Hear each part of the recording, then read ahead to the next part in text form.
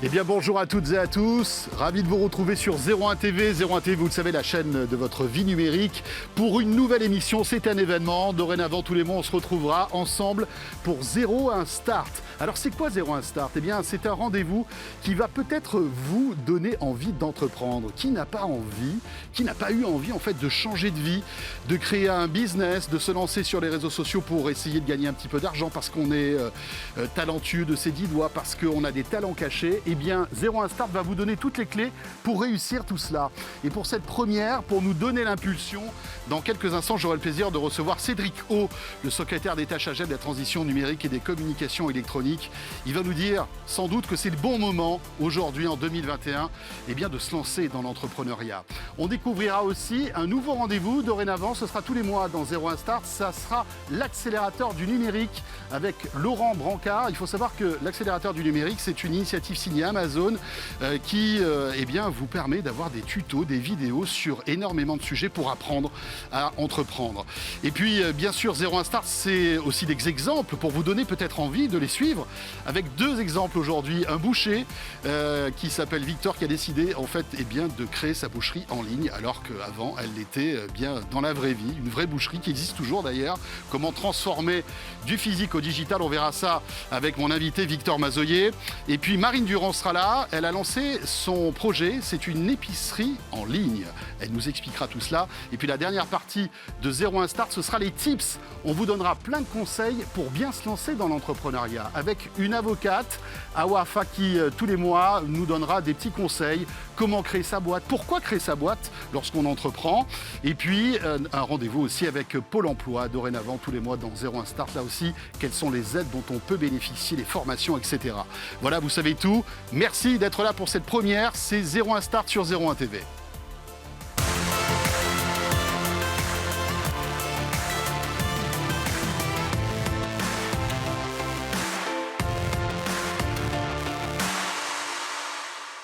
Et pour cette première, avec le hashtag 01 Start sur Twitter, sur tous les réseaux d'ailleurs, hashtag 01 Start, si vous voulez poser vos questions, puisque tous les mois, dorénavant, nous nous retrouvons, vous pourrez poser toutes vos questions à nos experts. Cette émission est découpée en 3 parties. La première s'appelle Lancez-vous, jingle.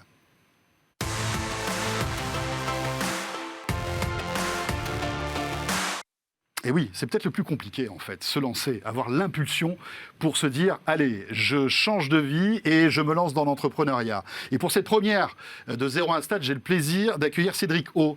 Monsieur le ministre, bonsoir. Bonsoir. Merci d'être avec nous. Vous êtes secrétaire d'État chargé de la transition numérique et des communications électroniques et vous êtes en quelque sorte un peu le parrain de cette première, parce que je sais que c'est un sujet aussi qui vous tient à cœur, l'entrepreneuriat, l'impulsion que peut donner le gouvernement pour eh bien, susciter des vocations.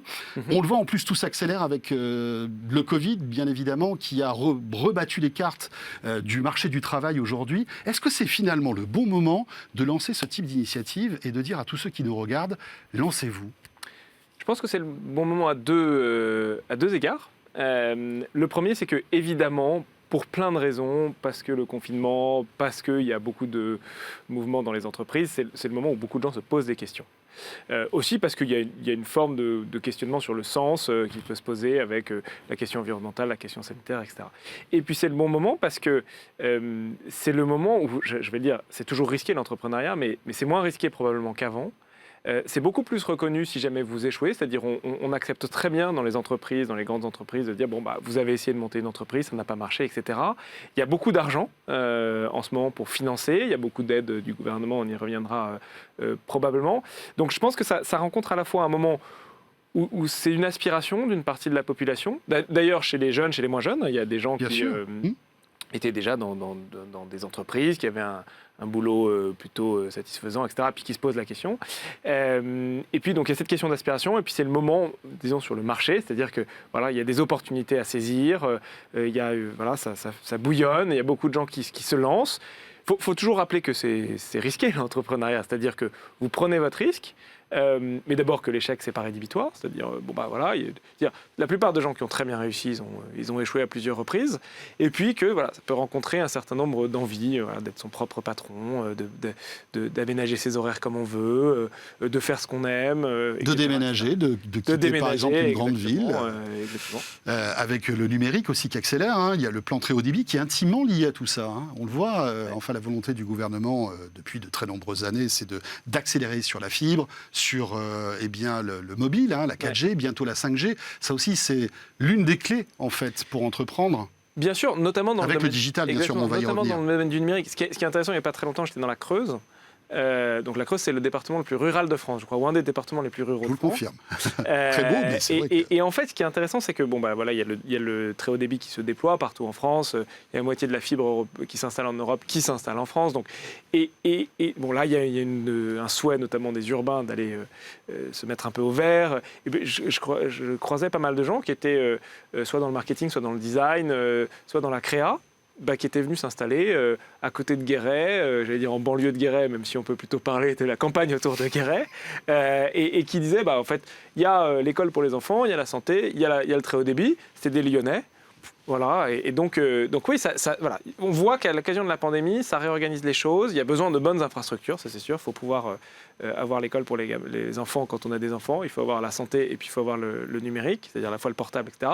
Et donc nous, on travaille sur ça. C'est-à-dire c'est vraiment la mission du gouvernement. C'est pas de faire le choix à partir des gens, mais c'est de créer les infrastructures et l'environnement pour faire en sorte que les gens aient le choix. Très bien. Alors, bien évidemment, derrière tout ça, il y a le digital. On l'a évoqué avec le très haut débit, la fibre, la 4G, demain la 5G. Mais aujourd'hui, grâce au numérique, en fait, on peut tout accélérer. En quelques clics, on peut créer son auto-entreprise. On peut créer très facilement un site web. Avec des aides comme l'accélérateur du numérique, mais plein d'autres, on peut très facilement monter sa boutique si on fait du e-commerce. C'est ça aussi aujourd'hui, c'est qu'on a des outils numériques qui nous permettent très facilement, en fait, de concrétiser son projet. Je crois que la France est aujourd'hui, et c'est d'ailleurs attesté par un certain nombre de classements internationaux, un des pays du monde où c'est le plus facile de créer son entreprise. Après, il y a toujours eu en France des sujets sur la croissance, d'ailleurs ce qu'on essaye de travailler, la fiscalité, à partir du moment où vous commencez à passer 49-50 personnes. Mais bon, de 1 à 49, il y a du temps. Ça veut dire déjà que c'est une belle réussite, je vous le souhaite. Non, que ce soit à travers le schéma de la micro-entreprise ou d'une entreprise, c'est facile de créer son entreprise en France, effectivement. Il y a énormément de structures d'accompagnement partout en France, dans les villes moyennes, dans les grandes villes. Et donc, je pense qu'il y a 10 ans, on était tout seul quand on lançait son entreprise. Enfin, moi, je suis sorti d'école de commerce en 2006, donc un peu plus que 10 ans malheureusement. Tous les gens de ma promo, ils allaient dans les grandes entreprises. Aujourd'hui, dans les écoles de commerce, vous avez 15-20% des promotions, mais c'est vrai dans les écoles d'ingénieurs, c'est vrai dans l'université, qui créent leur entreprise. Donc c'est devenu une forme de normalité, ce qui fait qu'il y a toutes les structures qui vont avec et que la maturité, enfin en tout cas l'accompagnement dont on peut bénéficier n'a rien à voir avec ce qui était le cas il y a 10 ans. Après, 01 Start, ce nouveau rendez-vous va vous peut-être susciter des vocations et puis vous aider aussi à trouver des idées, parce qu'il faut avoir la bonne idée aussi. Ça peut être par exemple de digitaliser un commerce que papa ou maman ont. Ça sera le cas tout à l'heure de la boucherie Victor, un boucher qui est dans le sud-ouest et qui, quand le fils a repris l'affaire des parents, s'est dit je vais vendre de la viande sur Internet. C'est tout bête, mais ça peut être ça. C'est comment essayer de trouver la bonne idée? Quels sont les secteurs aujourd'hui qui sont porteurs, Cédric O? Alors les secteurs qui sont porteurs, c'est difficile parce que j'ai tous, quasiment. Je pense que là, ce qui va vraiment accélérer dans les mois qui viennent, c'est il y avait plein de secteurs qui étaient en cours de digitalisation, et puis il y en a qui étaient un peu en retard. Il se trouve que moi, je connais bien la restauration pour des raisons familiales. La restauration, c'est évident que le côté numérisation pour vente à emporter, le petit commerce, tous ces secteurs un peu traditionnels qui sont partout en France, qui ont besoin pas de l'aide d'une très grande entreprise numérique, qui ont besoin d'être accompagnés parfois par des entrepreneurs locaux, parce que vous êtes à Angers, vous êtes à Roanne, vous êtes le petit entrepreneur ou la boîte d'événementiel, ou le restaurant, ou la TPE-PME, il a besoin d'avoir des gens qui l'accompagnent localement. Donc si on maîtrise un peu ces outils-là, on peut se former, s'auto-former, il y a des formations en ligne, etc. Assez vite, je pense qu'on peut créer son entreprise. Il n'y a pas besoin d'avoir une idée révolutionnaire. Vous le disiez, digitalisation ou numérisation de la boucherie des parents, excellente idée. Les restaurants, là, ils ont fermé, ils ont dû se retourner. Je pense qu'un certain nombre va continuer à vendre en ligne parce que ce n'est pas exactement les mêmes choses. Certains vont peut-être devenir des dark kitchens, pardon du terme, c'est-à-dire en fait des restaurants qui ne font que de la vente en ligne. Il y a plein de questions qui peuvent se poser autour de ces secteurs traditionnels qui se digitalisent. Après, évidemment, il y a tout l'univers des startups avec une ambition très forte là, sur le service aux entreprises, où je pense qu'il y a des choses à faire, sur la digitalisation de la santé, de l'éducation, de tous ces secteurs où là, on peut créer des très grandes entreprises. Mais en fait, il y a un peu tout l'éventail d'entreprises.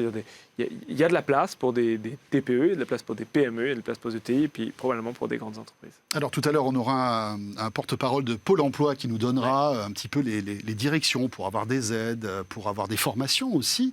On aura aussi une avocate qui va nous expliquer comment créer son auto-entreprise. Pourquoi on est obligé de créer une structure en fait quand on se lance dans un business? Ça paraît tout bête, mais je suis persuadé qu'il y a pas mal de gens qui se posent la question. Et puis il y a le gouvernement qui, vous le disiez tout à l'heure, accélère pour aider les jeunes en priorité, mais aussi, j'imagine aussi les moins jeunes, avec un plan assez fort, ambitieux, avec beaucoup d'argent. Concrètement, Monsieur le Ministre, comment vous allez pouvoir aider tous ces jeunes qui ont envie de lancer leur entreprise et ne savent pas par où commencer? Alors, il y a plusieurs choses. D'abord, vous savez qu'aujourd'hui, on a donc annoncé qu'on étendait la plateforme Un Jeune, une solution. C'est-à-dire, la jeunesse est particulièrement touchée par la crise économique, parce qu'elle ne peut pas aller en stage, c'est très compliqué, les entreprises recrutent moins. Et donc, on a mis en place cette plateforme sur Internet, Un Jeune, une solution, avec des offres d'emploi, 200 000 offres d'emploi quand même, 20 000 offres de stage. Et là, on ouvre aujourd'hui la partie sur les aides, c'est-à-dire en fonction de votre profil, vous pouvez avoir accès à quelles aides vous pouvez toucher. Alors, ça peut être des aides financières pour créer sa boîte? Ça peut être des aides financières pour créer sa boîte. Ça peut pour acheter un ordi, pour acheter ça peut être en fonction de votre catégorie, un certain nombre d'aides qui vous permettent de vous lancer dans la vie. Si vous voulez créer une entreprise, il y a notamment auprès de la BPI ce qu'on appelle les bourses French Tech. On en a déjà fait 3000 sur une vingtaine de milliers de startups, c'est quand même beaucoup. C'est-à-dire c'est jusqu'à 30 000 euros pour préciser votre projet. Donc il ne faut pas arriver avec une feuille blanche, mais si vous avez déjà un bon projet, etc. Donc il y a toute une multitude d'aides. Je sais que les collectivités territoriales, les régions, les départements, il y a un certain nombre d'aides. Parfois, il faut s'y retrouver dans ce maquis. Et puis, pour ceux qui ont déjà été en emploi, vous l'avez dit, je rappelle que Pôle emploi reste quand même le premier financeur du capital risque en France, je pense, puisque moi, tous mes amis ou tous les gens que je connais qui ont créé leur entreprise, très souvent l'ont fait grâce aux allocations chômage, parce que ça vous laisse le temps de mûrir votre projet. De vivre parallèlement. Exactement. Donc voilà, il faut faire franchir le pas psychologiquement. Je pense que c'est une super aventure, ça peut apporter beaucoup de choses. C'est pas fait pour tout le monde. Je pense qu'il faut aussi dire ce qui est. C'est pas fait pour tout le monde, mais je pense qu'il faut en tout cas l'envisager de la même manière qu'on envisage une carrière. Ça ne préempte pas le fait qu'ensuite vous pourrez revenir dans une grande entreprise. Je pense qu'aujourd'hui c'est de plus en plus valorisé dans les entreprises traditionnelles comme dans les entreprises modernes, de la nouvelle économie, de dire en fait il a pris son risque, il ou elle a pris son risque, il a créé son entreprise, ça n'a pas marché, ou ça a marché d'ailleurs, ça n'a pas marché, ça a marché, et ensuite il vient, ça se forme, c'est formateur. Donc je pense que on disait tout à l'heure, c'est le bon moment. Et puis n'ayons pas peur de l'échec. Et il ne faut pas avoir peur de l'échec. Voilà. Je pense que c'est le principal. De toute façon, on apprend dans tous les moments de la vie, et même dans les échecs. Et souvent, dans les échecs, on apprend encore plus. Dans les échecs que dans la réussite. Voilà, parce qu'une erreur, on la fera une fois. Et après, quand on recommencera, on évitera justement ce type de choses. Il y a aussi un autre site que le gouvernement vient de mettre en place, qui est un simulateur d'aide qui s'appelle La Boussole, et qui permet en fait de simuler toutes les aides auxquelles vous pouvez avoir. Exactement. Alors, c'est peut-être pas une initiative de votre ministère. Non, je crois que c'est le Premier ministre qui l'a annoncé tout à l'heure. Effectivement, ça vient compléter ce que j'évoquais tout à l'heure, qui montre en fonction de votre profil ce à quoi vous pouvez avoir droit, et qui permet d'éviter que dans cette période un peu difficile, vraiment, je le vois même dans ma famille, la recherche de stage, y compris d'ailleurs chez des gens qui ont des formations, des bonnes formations, c'est très compliqué, pour des raisons qu'on comprend bien, mais il ne faut pas qu'il y ait de génération sacrifiée, donc il faut mettre le paquet pour que ça se passe bien. Voilà, c'est Cédrico qui le dit, il faut se lancer, allez-y. C'est vrai que c'est pas fait pour tout le monde, mais c'est l'impulsion. Hein, Ouais. et voilà, en se lançant, ça peut marcher. Merci beaucoup, Monsieur le Merci ministre, d'avoir beaucoup, été avec François nous. Premier invité donc de 01 Start, secrétaire d'État chargé de la transition numérique et des communications électroniques. Voilà, 01 Start, votre nouveau rendez-vous pour entreprendre. Notre deuxième invité, Laurent Broncard. Bonsoir Laurent. Bonsoir François. Merci d'être avec nous. Vous êtes responsable de la marketplace d'Amazon.fr et vous êtes aussi le papa de l'accélérateur du numérique. Donc on va découvrir cette initiative qui est très intéressante, qui colle évidemment pile poil à la thématique de 01 Start parce que justement en accélérant sur le numérique, eh bien on peut entreprendre. Et pour tous ceux qui ont envie peut-être de se lancer dans l'entrepreneuriat, eh bien la première porte d'entrée, ça peut être vous. Est-ce que vous pouvez nous expliquer ce qu'est l'accélérateur du numérique et cette initiative d'Amazon, Laurent? Bien sûr.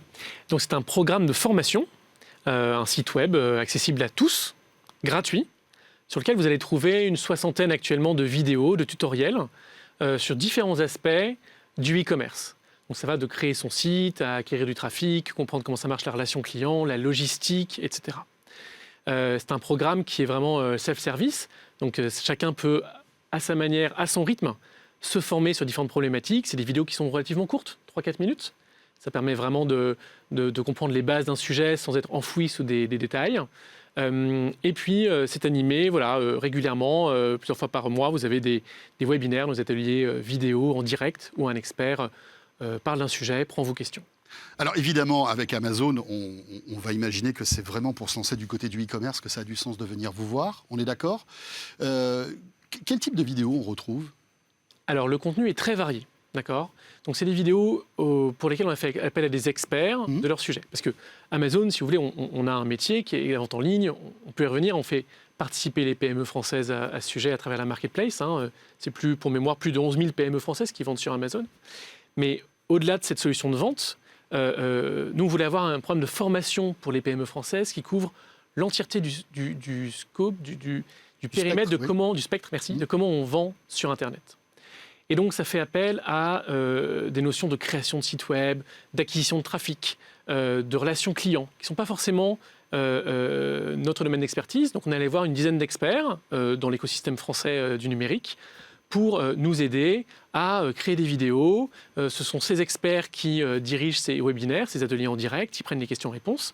Et donc, vous allez avoir toutes ces formations sont le fruit de cette collaboration entre Amazon et ses experts. D'accord. Et donc voilà, si vous voulez par exemple le webinaire le plus vu du mois dernier, avec plus d'une centaine de participants, c'était comment avoir de la visibilité sur Instagram par exemple, avec 3S de Citron qui est un expert d'Instagram. Voilà, on essaie de faire venir un petit peu des experts d'un sujet particulier qu'on maîtrise moins bien, pour que justement, c'est aujourd'hui plus de 4000 PME qui sont inscrits sur notre programme, bénéficient de cette formation. Alors, on va prendre un exemple concret pour qu'on comprenne bien. Je ne sais pas, moi, je lance ça n'importe comment, mais je fais d'excellentes confitures. Je vous l'annonce, Laurent, je suis très, très fort là-dedans. Et je me dis, bon, à force de les donner à mes voisins, peut-être, et qui a priori l'apprécient, est-ce que j'en vendrai pas mes confitures? Alors, c'est peut-être un mauvais exemple, mais on se dit que finalement, je peux très bien créer ma boutique sur Amazon ou sur d'autres plateformes aussi pour vendre tout cela. Et vous allez me faire accélérer, en fait, me faire gagner du temps avec toutes ces vidéos pour comprendre les réseaux sociaux, pour comprendre comment tout ce qui est SEO aussi, pour que je puisse être bien vu sur Internet, etc. C'est ça l'idée, hein? Oui, bien sûr. Aujourd'hui, si seulement 12% des PME françaises vendent sur Internet, alors que 70% des consommateurs achètent sur Internet, vous voyez le sujet, ça veut dire deux choses. La première, c'est qu'il n'y a pas de mauvaise idée. Vous disiez, est-ce que c'est une bonne idée? Bien sûr que c'est une bonne idée. Cédrico le disait tout à l'heure, il y a des opportunités formidables de boîtes à monter, voilà, numériser l'entreprise existante ou lancer une boîte sur le numérique. Aujourd'hui, c'est forcément une bonne idée. Mais la seconde chose que ça veut dire, c'est vous pouvez avoir peur de vous lancer.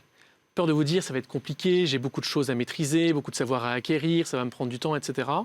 Et aujourd'hui, nous, c'est fort de ce constat qu'on a essayé de proposer un programme qui essaye d'être relativement simple. C'est-à-dire qu'il est large en termes de sujets abordés, mais chaque sujet va durer uniquement quelques minutes. Et donc, effectivement, pour vos confitures, vous allez pouvoir vous dire, zut, quel est le meilleur modèle? Ça tombe bien, dans les 3 premières vidéos, vous avez une vidéo qui vous dit, voilà, comment choisir son modèle de vente? Est-ce qu'il vaut mieux que j'aie mon propre site, que je vende sur les réseaux sociaux, que je vende un e-retailer ou que j'aille en marketplace, par exemple? C'est déjà 4 modèles différents. On vous aide un petit peu à choisir, on vous donne les clés de lecture. Ça dure juste quelques minutes. Et ça vous permet de comprendre un peu les bases et les facteurs qu'il faut prendre en compte pour prendre votre décision. Et les webinaires permettent d'aller plus loin parce que là, évidemment, on peut poser des questions. C'est ça qui est Exactement. sympa. Et donc, si vous voulez, ça accélère votre digitalisation parce que ces vidéos, elles ne sont finalement pas si nombreuses. Il y en a une 60aine au maximum. Elles vous permettent rapidement d'acquérir des compétences de base pour prendre un peu vos bonnes décisions. Et ensuite, vous pouvez creuser les sujets avec ces experts, avec ces webinaires, et même au-delà du programme, bien sûr. Est-ce que ça peut inspirer aussi si par exemple j'ai pas encore véritablement d'idée mais j'ai envie de m'imprégner un peu du e-commerce, voir comment ça marche, comment aussi accélérer sur les réseaux sociaux. C'est gratuit, il suffit de s'inscrire. Comment ça marche en fait? Comment j'accède en fait à l'accélérateur du numérique? Donc c'est très simple, vous tapez l'accélérateur du numérique sur votre moteur de recherche favori ou vous allez sur l'accélérateurdunumérique.fr. Bienvenue chez nous. Vous créez votre compte, nom, prénom, email. Ça y est, vous avez accès à votre compte de formation. C'est instantané, c'est gratuit, c'est ouvert à tous, il n'y a vraiment pas de filtre. Et ça y est, vous pouvez commencer à regarder des vidéos, voir le programme des webinaires, voir les replays des précédents, vous inscrire au suivant et consommer le contenu à votre rythme. Donc c'est vraiment très adapté au rythme que vous voulez impulser. Au lieu de se regarder une série sur Netflix ou sur Amazon Prime Video, je me regarde une petite vidéo pour apprendre à mieux vendre sur Internet, par exemple. Exactement. Et nous, ce qu'on voit dans les commentaires, puis les gens nous contactent, c'est qu'effectivement, on a beaucoup de porteurs de projets ou de personnes qui n'ont même pas encore de projet.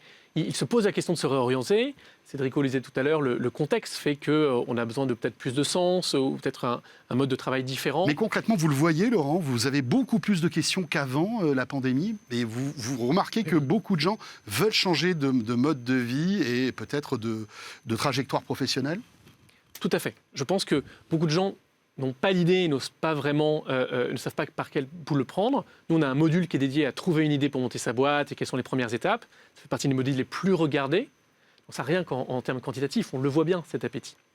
Et au-delà de ça, on voit au quotidien, même si je regarde la partie marketplace d'Amazon, des dizaines, des centaines de PME qui en parlent tous les jours, qui se disent voilà, comment est-ce que je vais faire le digital? J'ai bien conscience que d'une part, c'est une tendance économique que je vais devoir suivre, et d'autre part, c'est peut-être un modèle de vie que j'ai envie de suivre, de pouvoir effectivement aller vers l'omnicanalité et gérer différemment mon emploi du temps, mon modèle économique.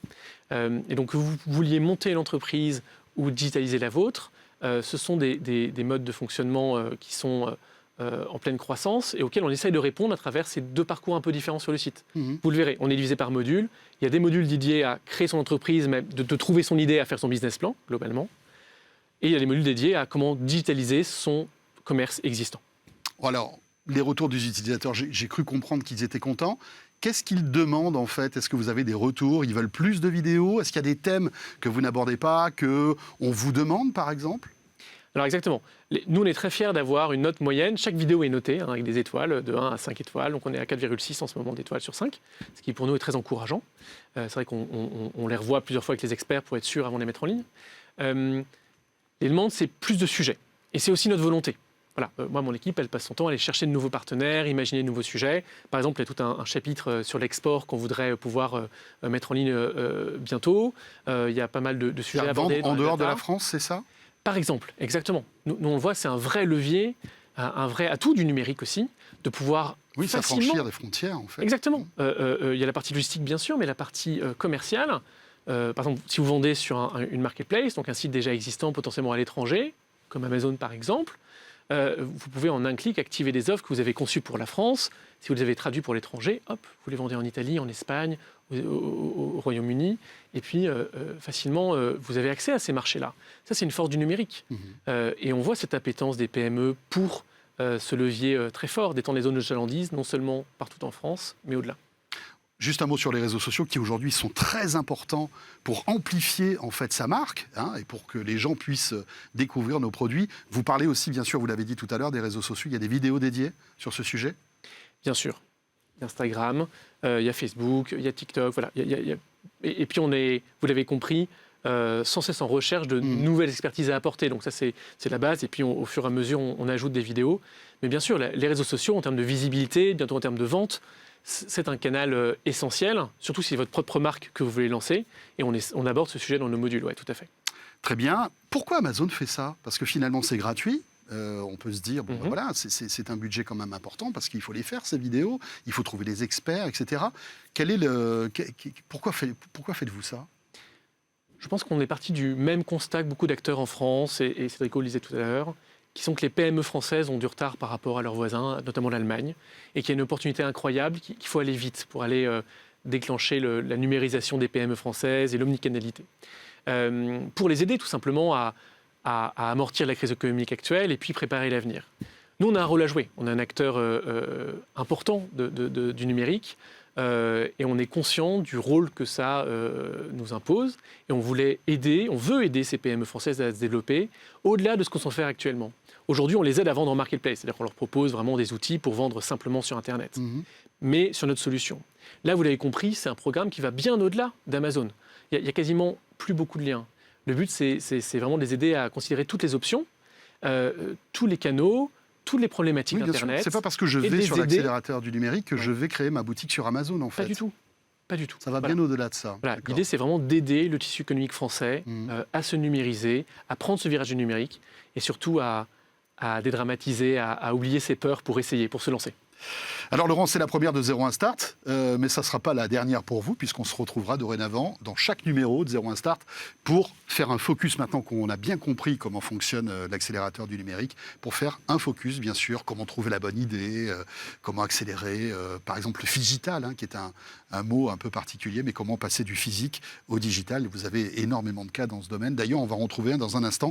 Merci beaucoup, Laurent Boncard. Donc, rappelons que vous êtes monsieur accélérateur du numérique d'Amazon en France. Merci. Merci François, à bientôt.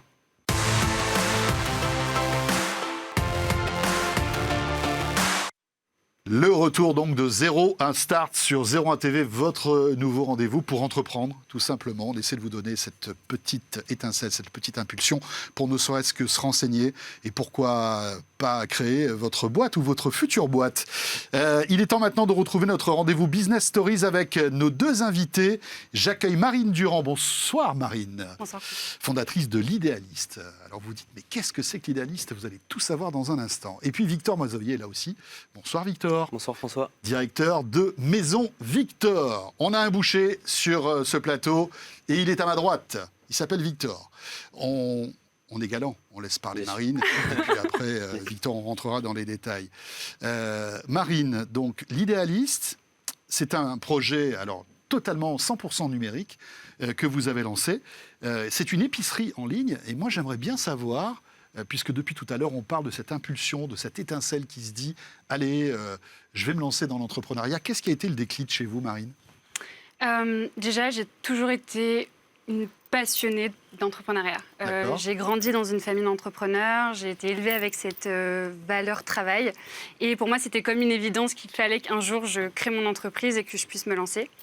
Et ensuite, la passion aussi. Je suis une grande passionnée d'hospitalité, de bons produits. Et donc, j'ai passé 2 ans aux US et quand je suis revenue fin février 2020, c'était l'occasion.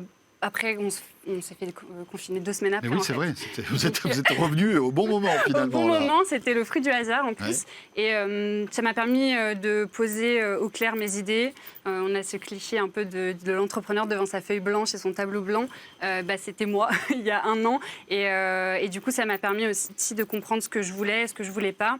Et mon grand rêve, c'était de lancer un restaurant. Sauf que, il y a 1 an en arrière. En mars 2020, c'était pas forcément la bonne idée. C'était pas du tout, c'était une idée un peu dérisoire. Donc, ça m'a poussée à me challenger aussi et à savoir que je voulais aussi un projet qui soit scalable dans le temps, que je puisse amener loin. Qu'importe l'environnement et l'espace, et puis aussi un projet à impact. Je voulais une cause qui me tienne à cœur, qui est l'alimentation, et puis pouvoir impacter à mon échelle ça. Et pourquoi du coup la restauration et l'épicerie, ça n'a pas grand-chose à voir, c'est quand même 2 choses totalement différentes. Quand j'étais plus petite, j'allais souvent faire des courses avec mon père le samedi matin, c'était un peu notre tradition à nous. Et en revenant de l'étranger, on s'est mis à aller faire les marchés en fait et à aller voir nos commerces de proximité. Et j'ai totalement renoué avec ce lien qu'on a à expliquer un produit, à le comprendre. Et je pense que Victor sait de quoi je parle maintenant. Et sauf qu'aujourd'hui, je trouve ça dommage qu'on soit obligé d'aller dans les grandes surfaces pour trouver des produits qui sont et sélectionnés et de très bonne qualité. Et la plupart du temps, circuit court aussi. Et en circuit court. Bien que les grandes surfaces fassent beaucoup Oui, d'efforts font et beaucoup d'efforts. tendent à aller vers du beaucoup mieux. Je trouve que, surtout en périurbain, moi je suis dans une ville en région parisienne où les commerces sont très faibles. Et puis voilà, il n'y a pas un lieu où on peut se retrouver et puis on peut manger. Donc initialement, la genèse de l'idéaliste, c'était un projet physique. Donc c'était une vraie boutique. Une vraie boutique physique, d'alimentation générale, de qualité dans supérieure. votre ville. Dans ma ville, voilà. ou dans une ville, en tout cas, région parisienne. C'est intéressant ça. Donc, et comment est venue l'idée, la transformation de l'idée entre une boutique physique et un site web Voilà. et la vente en ligne? Déjà, le contexte et puis l'investissement financier. Aujourd'hui, je suis en autofinancement total, donc j'ai pu me lancer en autofinancement parce que lancer un site internet, malgré ce qu'on peut penser, ça coûte pas si cher si on est un peu débrouillard et que on a envie et qu'on essaye et qu'on teste des choses. J'ai fait mon site moi-même, donc bon après j'avais des bases évidemment, mais je me suis assez autodidacte aussi, je me forme sur le HTML, le CSS, j'ai été accompagnée aussi sur du design, mais j'ai fait mon site sur WooCommerce, j'utilise Elementor, enfin je me suis débrouillée toute seule pour faire mon site internet. Enfin geek, Je suis pas du tout geek. pas geek, mais on va dire intéressé par tous les outils pour faire le web, quoi. Par contre, moi j'ai une soif d'apprendre, c'est aussi ça, pourquoi j'avais envie sûr. de me lancer dans l'entrepreneuriat, c'est que quoi qu'il arrive, en fait, j'ai pris 10 ans d'expérience en me lançant. J'ai appris à faire un site, à sourcer, à acheter, à stocker, à gérer la logistique. Et je fais tout de A à Z aujourd'hui. Dans 2 ans, vous racheterez Amazon. Voilà, c'est ça. C'est ça. C'est réglé. Voilà, c'est ça, exactement. On se dit souvent, j'ai une alternante avec moi, on dit souvent quand on sera une multinationale. C'est ça. Et alors, tout à l'heure, vous disiez que vos parents, vous étiez issus d'une fibre entrepreneuriale. C'est votre papa, votre maman, tous les deux, qui sont dans l'entrepreneuriat ou pas? Alors, mon père et mon frère ont monté leur boîte il y a 6 ans maintenant. Ouais. Et puis ma mère, en fait, elle soutient, donc je l'inclus dans... Dans le commerce ou rien à voir? Rien à... Enfin, si, c'est dans le commerce, c'est une société qui s'appelle AMES, qui fait de la lutte anti-nuisible et de l'équipement sanitaire, donc ça n'a absolument rien à voir avec ce que je fais. Ouais, ça se déguste pas comme les épices. C'est pas aussi sexy. Mais c'est un peu la même chose Oui, tu vois, dans sûr. la gestion. Et aujourd'hui, je l'ai lancé seule, donc c'est pas souvent facile quand on est seul de lancer son entreprise parce qu'on a des décisions à prendre. Mais bon, c'est pas si grave en fait parce que si on est bien entouré finalement et surtout d'une famille comme la mienne, tout va bien. Enfin, c'est ça que j'essaie de me dire aussi. Alors Marine, vous restez avec nous parce que j'en ai pas fini de vous questionner. On va laisser la parole et donner la parole à Victor Mazoyer. Rebonjour Victor. Rebonjour. Donc directeur de la mise en Victor. Vous êtes venu du sud-ouest, d'où exactement? Du sud-est. Du sud-est. De la Drôme. De la Drôme provençale de Montélimar. Et voilà. Drôme, tout dépend où on est. C'est plutôt de la Drôme qu'il faut dire. Et Victor, donc, vous êtes issu d'une famille de bouchers. Exactement, C'est ouais. ça. Ouais. Depuis quand? Depuis combien de temps? Donc, mon père a une entreprise qui s'appelle Tout en Gros à Montélimar, qui a été fondée en 1976. D'accord. Donc, c'est une boucherie artisanale, épicerie fine, cave à vin, fromagerie, charcuterie. Un commerce en fait de proximité et de produits de qualité situé à Montélimar. Ça, c'est la base, depuis 76. D'accord? Le petit Victor a grandi. Et au bout d'un moment, qu'est-ce qui s'est passé? Pourquoi vous vous êtes dit, tiens, on va vendre de la viande sur Internet? Et quel a été le déclic? Donc moi, j'ai intégré la société en 2014. Je ne suis pas arrivé là-bas pour ça à la base. Je suis arrivé pour reprendre les affaires. voilà, pour épauler mon père dans la gestion d'entreprise. Tout en gros, aujourd'hui, c'est 25 salariés. C'est en 2020 7 millions de chiffre d'affaires. Et l'idée, en fait, est arrivée parce qu'on avait des clients qui nous disaient « Mais pourquoi vous n'aurez pas un magasin à telle ville, parce que ce que vous faites, c'est super bien. Et chez moi, je n'ai pas forcément ce type de magasin. Donc pourquoi vous ne le faites pas ?»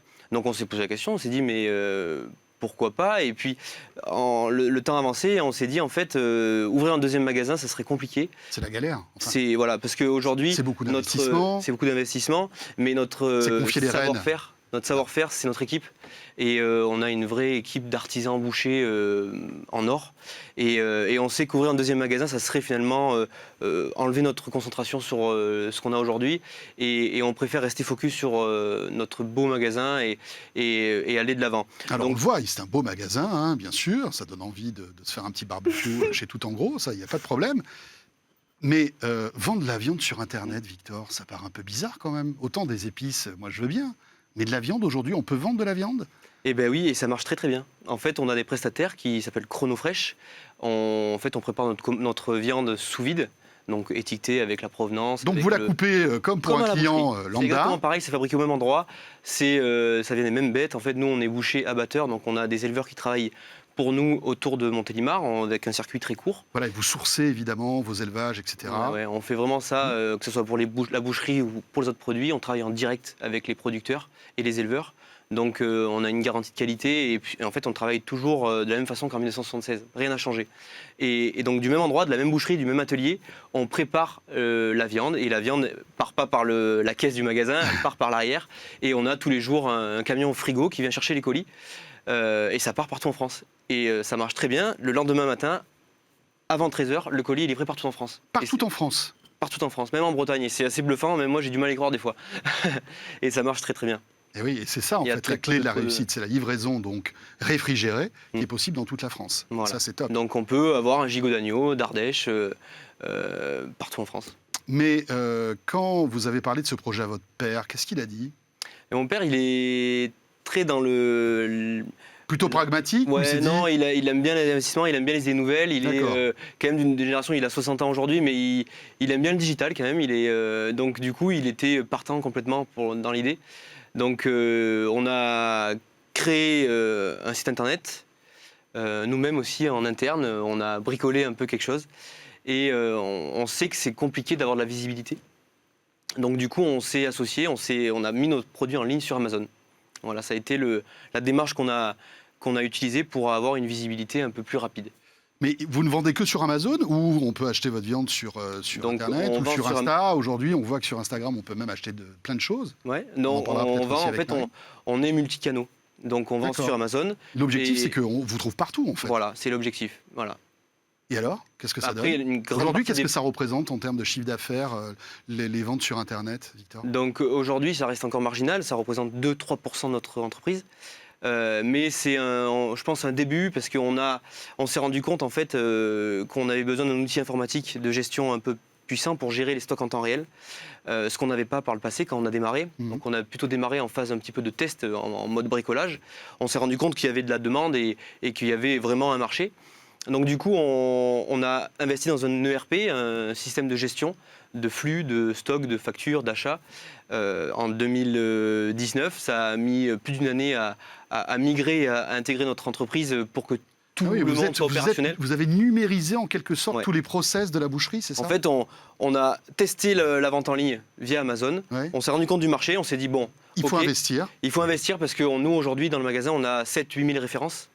Les mettre en ligne sur Amazon, Oui, ça va être un cauchemar. ça sera un cauchemar. Donc on a pris le morceau à l'envers. On s'est dit qu'est-ce qu'il faut qu'on se structure. Donc on a investi dans un outil de gestion. D'abord on s'est dit, nous on est un magasin physique avant tout, Mhm. donc il faut qu'on sache travailler comme avant avec notre magasin avec ce nouveau système. Donc ça a mis 1 an et demi. Et maintenant, il y a quelques mois, ça y est, le magasin tourne comme avant avec ce nouveau système, même un peu mieux, j'ai envie de dire, parce qu'on a gagné beaucoup de confort dans le travail. Bien sûr. On est allé au bout des choses, pour la petite histoire. On a créé une application smartphone pour les personnes en magasin pour passer les commandes plus facilement. Mhm. Parce qu'on est un peu atypique, parce qu'on a des centaines, voire pour pas dire des milliers de fournisseurs. Parce qu'en fait, on travaille en direct. Donc des fois, dans nos rayons, on a 2 produits, c'est un fournisseur. Les 2 produits d'à côté, c'est un autre fournisseur. Donc ça, c'est assez atypique. On n'a pas de centrale d'achat, on est vraiment indépendant à 100%. Donc il nous fallait un outil pour... Voilà. Donc on a investi là-dessus. Ça y est, on est opérationnel pour travailler comme avant au sein du magasin. Et maintenant, On accélère, vous accélérez enclenche sur la Internet. phase 2 en augmentant en fait, le nombre de références qu'on aura en vente en ligne. Voilà, parce qu'aujourd'hui, on a 80 références sur les 7000 qu'on a en magasin, donc ça reste très très marginal. Pourtant, ça représente quand même 2% du chiffre d'affaires. Oui, bien sûr. Mais ça va aller croissant, bien évidemment. Voilà. Marine, c'est une belle réussite. Alors c'est amusant parce que c'est du physique, on passe au digital. Vous partez donc vraiment du site. Et vous en êtes où aujourd'hui? Alors l'Idalis, qu'est-ce que vous vendez? Alors, Faites-nous votre pub, profitez-en. Allez-y.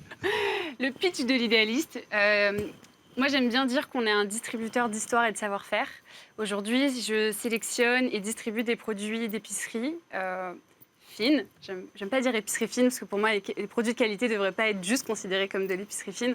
Donc des produits d'épicerie et coffrets Et le Mais c'est quoi, par exemple? Qu'est-ce qu'on peut trouver Alors, sur votre on site a de l'épicerie sucrée, salée, boissons, cave, et on fait aussi des coffrets. Donc, l'idée, en fait, c'est qu'on a des coffrets prêts à offrir, que vous, à n'importe quelle occasion, vous pouvez offrir. Ça, c'est pas mal, c'est un cadeau. Voilà. On ne prend pas trop de risques. hein. Exactement, Voilà. et qui marche bien pour n'importe quelle occasion, et notamment pour les fins d'année aussi. Et aujourd'hui, on distribue sur le site internet, en e-commerce, mais aussi auprès des professionnels. Donc, pour les fêtes de fin d'année, moi, j'ai accompagné... Des comités d'entreprise, des choses comme ça? Voilà, exactement. Comité d'entreprise ou même des entreprises privées ou des institutions qui veulent valoriser un client ou même leurs collaborateurs pour la fin de l'année, les remercier. Je sais que j'ai accompagné une agence de marketing qui, voilà, ils ont tout donné cette année, c'est dans le secteur de la santé, donc ils leur ont fait un beau cadeau, un beau coffret. Je les ai accompagnés de A à Z sur la conception en fonction du budget. J'ai intégré les produits et puis ensuite, j'ai même intégré recherche de petits accessoires personnalisés, etc. Donc c'est vraiment du sur-mesure. Et aujourd'hui, clairement, le chiffre d'affaires, en tout cas à la fin de l'année, il a tourné grâce à ça. En fait, le B2B, c'est un tremplin énorme. Et, Mais vous vivez aujourd'hui de l'idéaliste? Non. Ou c'est un peu trop tôt? Non. Déjà, je suis en autofinancement. Ouais. Donc, l'argent que j'ai mis, je le réinjecte à chaque fois au succès. Je dis souvent ça parce que plus j'ai de visibilité, plus on me sollicite pour être sur le site internet. Et aujourd'hui, il n'est pas question ni d'aller voir une banque ou un investisseur pour avoir des fonds. Donc, plus ça grandit, plus j'ai de commandes, plus des clients nous font confiance, plus ça me permet de référencer de nouveaux produits.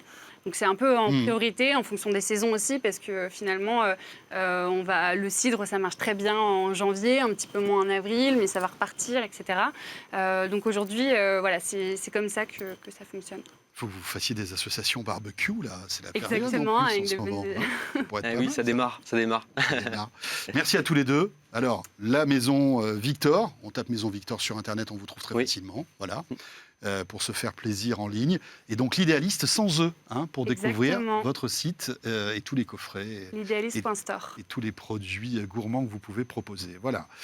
Deux beaux exemples, on en retrouvera dans chaque rendez-vous de 01 Start. D'ailleurs, si vous voulez figurer tout comme Marine ou Victor dans ces exemples, n'hésitez pas, le hashtag 01 Start sur Twitter, sur tous les réseaux sociaux, on surveille.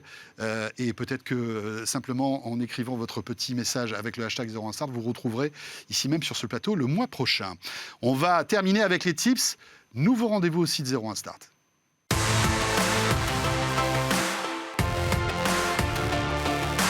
Et dans 01 Start tous les mois, notre rendez-vous, les tips. Alors les tips, c'est quoi? Comme son nom l'indique, c'est le fait de vous donner des petits coups de pouce, des petits conseils pour se lancer, tout simplement. Alors chaque mois, nous aurons à la fois le droit, mais aussi les conseils de Pôle emploi. Et pour le droit, c'est Awa Yafa qui est avec nous. Bonsoir Awa. Bonsoir François. Et merci d'être avec nous. Vous êtes avocate au barreau de Paris, vous êtes spécialisée dans le droit des sociétés. Exactement. Ça tombe plutôt bien, on va parler de ça. Donc, tout va bien.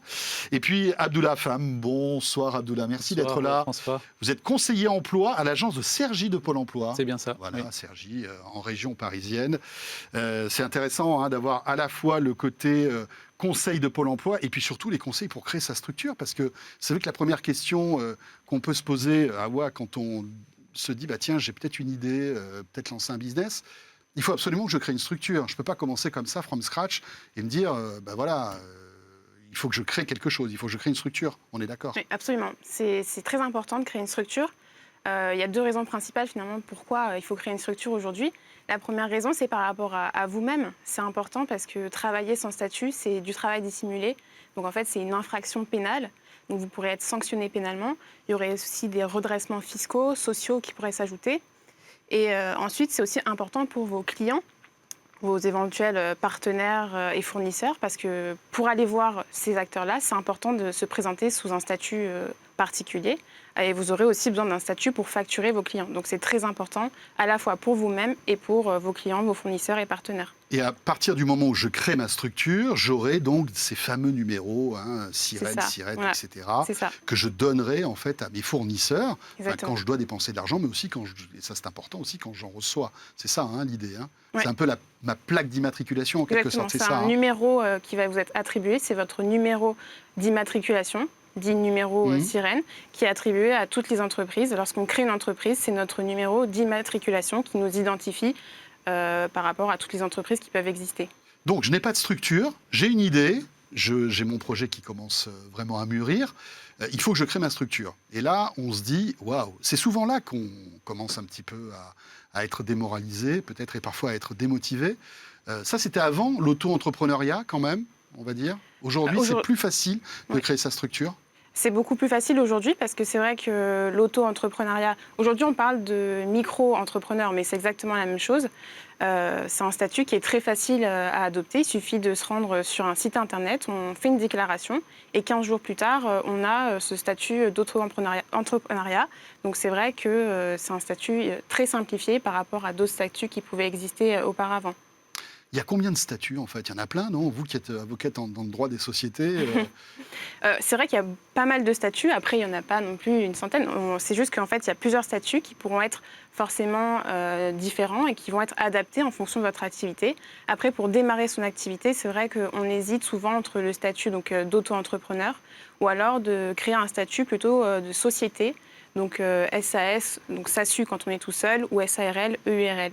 Et c'est souvent entre ces structures-là que le choix va se porter pour créer son entreprise. Voilà. Mais donc SARL, SASU, etc., ça nécessite quand même beaucoup plus d'engagement que de créer son statut d'auto-entrepreneur qui peut se faire sur Internet. Voilà, exactement. Ça, hein. Pour créer sa société, il y aura plus de formalités.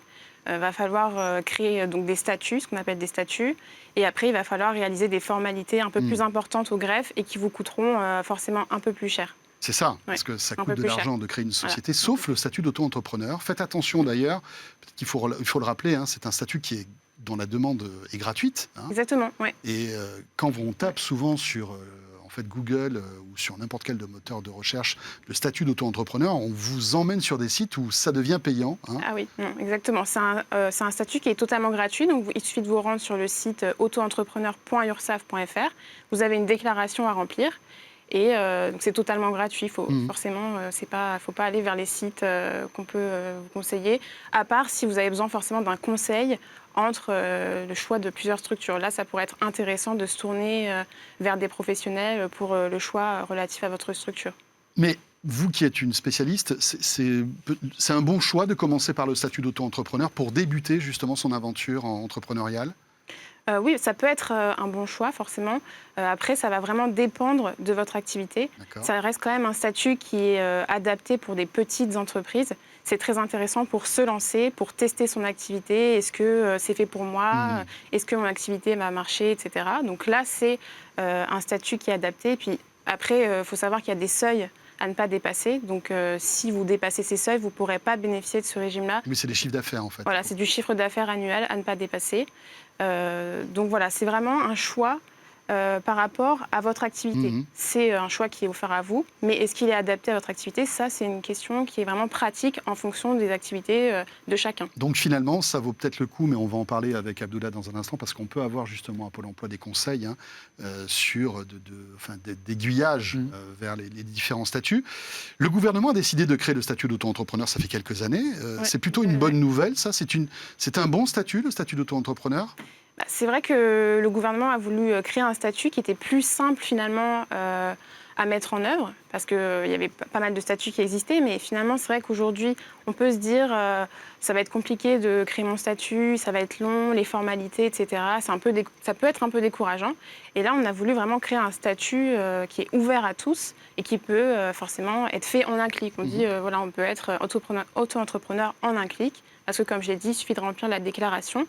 Donc par rapport à ça et toutes les formalités qui ont été évincées de création, c'est un très bon statut pour ceux qui souhaitent se lancer aujourd'hui en tant qu'auto-entrepreneur. C'est pas facile. La répétition, mais souvent j'y arrivais pas. Et là j'y arrive, auto-entrepreneur. Je prends ce statut d'auto-entrepreneur AWA, ma société commence à bien marcher, ça décolle. Est-ce qu'après je peux changer de statut? Ah oui, tout à fait, on peut changer de statut. On peut passer d'auto-entrepreneur et créer par la suite une société si on se rend compte que ce n'est pas adapté ou si on souhaite intégrer de nouvelles personnes comme des associés par exemple. Parce que ça, il faut le savoir, ce n'est pas possible d'avoir des associés sous le statut d'auto-entrepreneur. On est seul en fait. D'accord. Awa, vous restez avec nous. On va donner la parole à Abdullah Fam, donc conseiller emploi à l'agence de Cergy. Peut-être un mot sur Pôle emploi, parce que tout le monde connaît sans connaître. Finalement, on sait que vous nous donnez pas mal de sous quand on cherche du travail, mais en fait, vous ne faites pas que ça chez Pôle emploi. Oui. Donc, Pôle emploi, c'est l'opérateur du service public de l'emploi. Juste quelques chiffres donc, ses principales missions à Pôle emploi, donc, c'est d'informer et d'accompagner donc, les personnes en situation de recherche, de formation et la création d'entreprise. L'autre mission de Pôle emploi, c'est aussi d'indemniser les demandeurs d'emploi. Et il y a aussi le volet, effectivement, entreprise, parce que Pôle emploi accompagne les entreprises dans leurs besoins de recrutement. Donc, voilà.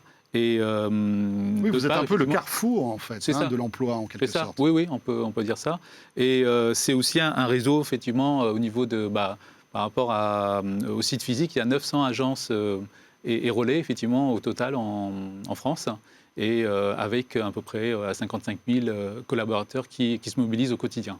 Abdullah, on évoque depuis tout à l'heure cette petite étincelle, cette impulsion de créer sa boîte. Pourquoi il faut que je vienne chez Pôle emploi c'est important que je vienne me renseigner pour que vous m'expliquiez des choses avant de me jeter dans le grand bain?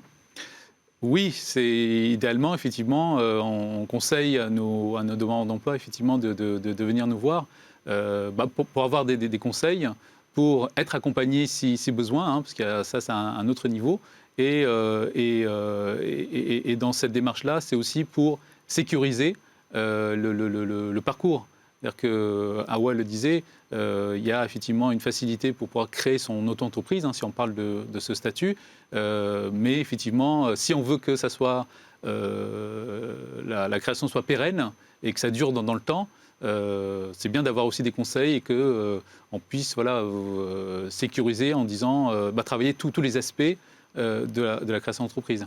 Voilà, donc, les conseillers Pôle emploi peuvent le faire. Et donc, il y a, comme Awa, des spécialistes du droit qui sont à Pôle emploi, qui peuvent répondre à des questions de ce type? Alors, spécialistes du droit, non, mais on va dire spécialistes qui le deviennent avec le temps. C'est ça. Oui. Avec le temps. Donc, voilà, il y a des experts de la création d'entreprise qui forment d'autres conseillers. Donc, on se met à jour, effectivement, en permanence et effectivement qui peuvent accompagner. Donc voilà, donc il y a... L'accompagnement, c'est plein de choses. L'accompagnement, c'est plein de choses. Voilà. C'est quoi l'accompagnement chez Pôle emploi? Ça va être des aides, ça va être des formations. Vous allez d'abord écouter, j'imagine, mon projet. En termes concernant la création d'entreprise, l'accompagnement, effectivement, ça peut être la personne a besoin il y a des ateliers. Donc si elle n'a pas envie de rentrer dans un accompagnement un peu plus long, il y a 2 ateliers qui existent. Un qui s'appelle M'imaginer créateur. Donc c'est pour donner la posture entrepreneuriale. Donc voilà. Et c'est quoi ça? C'est des rendez-vous physiques? C'est des vidéos? C'est des rendez-vous physiques, mais avec dans le contexte effectivement. Mais pas mal de vidéos. Voilà, donc on a basculé en mode distanciel. Il y a un autre atelier, effectivement, toujours sur une journée. Ces 2 ateliers-là sont sur une journée. Ça s'appelle, effectivement, mon entreprise et moi. C'est plutôt, là, je vais voir, effectivement, comment je vais durer dans le temps, travailler la viabilité. Donc, ça, c'est effectivement les ateliers. Et pour ceux qui auraient besoin, effectivement, alors ceux qui ont l'idée ou qui ont une vague idée ou qui se disent pourquoi pas, c'est le thème de l'émission. Par exemple, je veux lancer mon site. Je sais que je veux vendre, on avait tout à l'heure des produits d'épicerie fine, je veux lancer mon site. Est-ce que je peux avoir des formations pour comprendre comment créer un site, savoir quels sont les outils qu'il faut que j'ai, etc. Alors des formations... C'est un exemple, hein? Oui, tout à fait. Des formations, il en existe. Donc c'est-à-dire que Pôle emploi et la région Île-de-France, donc à travers un programme, la région qui s'appelle Je me forme en Île-de-France, mais c'est aussi au niveau national, encore plus avec le confinement, a lancé effectivement toute une série de formations à distance. Et pour ceux qui, par exemple, voudraient apprendre à créer un site, les aspects numériques, il y a de quoi faire. Donc il faut aller sur le site Pôle emploi, trouver une information, et il y a des choses effectivement où il y a la petite mention financée par Pôle emploi, Et là, effectivement, les candidats peuvent contacter les organismes de formation. Alors ça, c'est pour le financement on va dire des formations, mais est-ce qu'il y a aussi est-ce que vous donnez de l'argent, par exemple, pour créer sa structure? Si, par exemple, je décide de faire une SARL, on voit que ça peut coûter un petit peu d'argent, hein, de créer sa boîte, ou acheter du matériel, hein, un ordi, enfin des choses comme ça, une imprimante. Il y a des aides aussi? Certaines personnes sont éligibles à ça? Tout à fait. On parlait de l'accompagnement Pôle emploi. Donc ça c'était la partie effectivement pour mettre en place le projet. Mais sur l'aspect financier, il y a aussi un accompagnement au niveau financier à travers effectivement les allocations chômage, on va dire. Donc grosso modo, il y a deux types d'aides. Soit la personne a besoin de financer sa création en achetant un ordinateur ou d'autres choses. À ce moment-là, effectivement, il va pouvoir mobiliser. On va pouvoir lui accorder donc 45% de ses allocations qui seront versées en 2 fois. D'accord. Voilà. Donc ça, c'est vraiment donc selon à quel moment il demande ce capital, il pourra effectivement avoir un montant qui est assez important. L'autre aide possible pour accompagner toujours les créateurs, c'est le maintien des droits.